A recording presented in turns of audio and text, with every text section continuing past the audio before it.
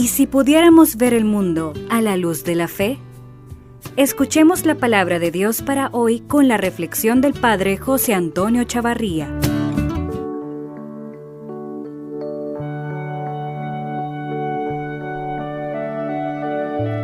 Saludos y bendiciones, hermanos.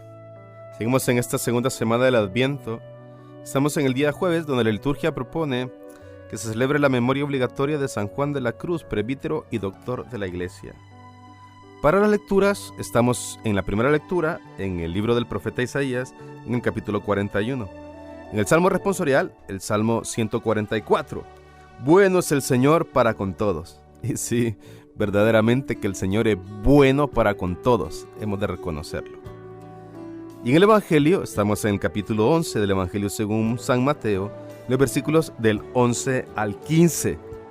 Dice el texto: En aquel tiempo Jesús dijo a la gente: yo les aseguro que no ha surgido entre los hijos de una mujer ninguno más grande que Juan el Bautista. Y lo que sigue es lo que quiero resaltar hoy. Sin embargo, el más pequeño en el reino de los cielos es todavía el más grande. Y viene la pregunta: ¿quién es el más pequeño, Señor? ¿Quién es? Bueno, el Señor Jesús nos lo ha dicho de muchas maneras. Nos ha dicho, por ejemplo, aquel que quiera ser el servidor de todos, por ejemplo. El que quiera ser el servidor, ese es pequeño.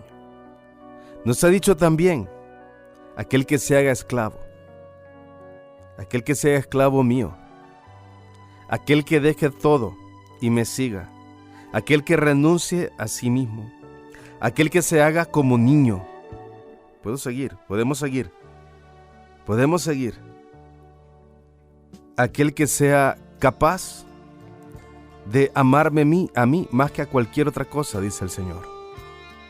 El más pequeño en el reino de los cielos es aquel que no busca la apariencia, es aquel que no busca el reconocimiento, es aquel que es dócil, aquel que es manso, aquel que construye sobre la roca, aquel que es capaz de renunciar a sí mismo para que se haga la voluntad del Padre, es aquel que ama hasta el extremo, es aquel que perdona 70 veces 7, es aquel que cuando vienen buscando perdón pone la otra mejilla, es aquel que se quita una túnica para dársela a otro que necesita, es aquel que no se desentiende del que sufre, es aquel que es capaz de compartir de lo poco que tiene con el otro. El más pequeño en el reino de los cielos, en resumen, es aquel que renuncia a sí mismo para que en su vida sea la voluntad del Señor. Con esto vive de tal manera que la palabra del Señor se encarna en sí, y con la palabra de Dios encarnada en su vida, en su corazón, se convierte en el más pequeño en el reino de los cielos. Ese es más grande que Juan el Bautista, dice Jesús hoy en el Evangelio. En la época de Jesús, Juan el Bautista era como el más grande profeta, ¿no? El precursor del Hijo de Dios. Jesús dice que incluso el más pequeño en el reino de los cielos era más grande que él. Esa pequeñez viene de la humildad, viene de la sencillez, viene del dejarse impactar por el Evangelio de Cristo y actualizarlo todos los días en nuestra vida. Te pregunto una cosa: ¿cómo quieres vivir tu vida?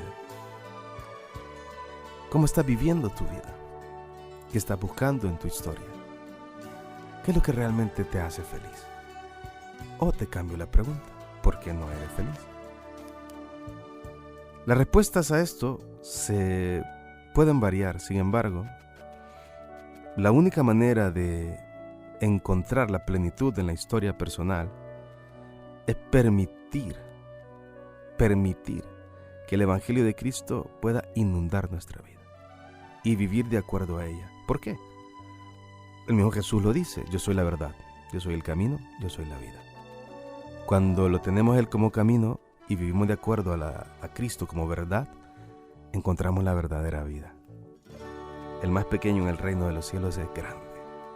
Ojalá que nosotros podamos hacernos pequeños para que el Señor habite en nuestra vida, el reino de Dios habite en nuestra vida y podamos encontrar una vida plena y feliz, verdaderamente plena y verdaderamente feliz.